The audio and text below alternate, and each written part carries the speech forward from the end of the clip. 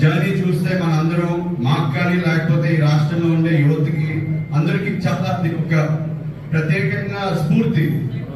ఎందుకంటే అన్నయ్య మాలాగే యుఎస్ లో చదువుకుని రాజకీయాల నుంచి కొంచెం దూరంగా ఉండాలని అనుకునే టైంలో నాకు అన్నయ్య పరిచయం.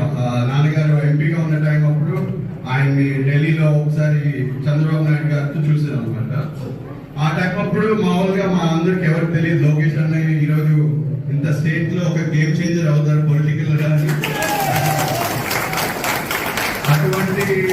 అటువంటి చక్కటి రాజకీయ నాయకుడు మనందరికీ చాలా ఇంపార్టెంట్ అండి ఇప్పుడు వచ్చే రోజుల్లో.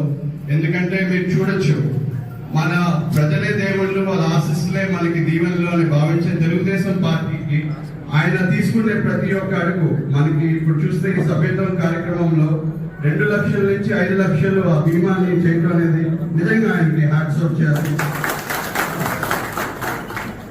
అలాగే మనకి ఇప్పుడు ఎడ్యుకేషన్ లో చూసుకుంటే ఆడవాళ్ళకి ఎలాగ ఈక్వల్ గా మగవాళ్ళకు ఉండాలనే ఆ ప్రత్యేక స్ఫూర్తితో ప్రతి ఒక్క గవర్నమెంట్ కాలేజ్ లో కానీ స్కూల్లో కానీ వాళ్ళకి ఇంపార్టెన్స్ కూడా ఇవ్వడంలో దానిలో ఎటువంటి సందేహం లేదు. ఎందుకంటే మొన్న ఈ మిడ్ డే స్కీమ్ మీల్స్ అప్పుడు కూడా లాంచ్ చేసినప్పుడు అన్నయ్య సీరియస్ గానే యాక్షన్స్ తీసుకొని అది చేయడం జరిగింది.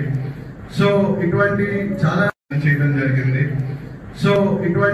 చాలా చూస్తున్నాం. ఆయన జర్నీ చూస్తుంటే నాకు ఒకటే అనిపిస్తుంది, why not PM of India? అందరూ డెప్యూటీ సీఎం అంటున్నారు నిజంగా. ఎందుకంటే మనకి చూసుకుంటే ఒకప్పుడు పివి నరసింహ గారు ఒకరే తెలుగు నుంచి పిఎం అయ్యారు. కానీ ఎవరికి తెలుసు ఆ బాబా ఆశీస్సులో దేవుడు ఆశీస్సులో ఉంటే లోకేష్ కూడా ఈ బర్త్డే పుట్టినరోజు మా మనస్ఫూర్తి కోరిక అయితే ఆయన్ని పిఎం గా ఏదో ఒక రోజు చూడాలని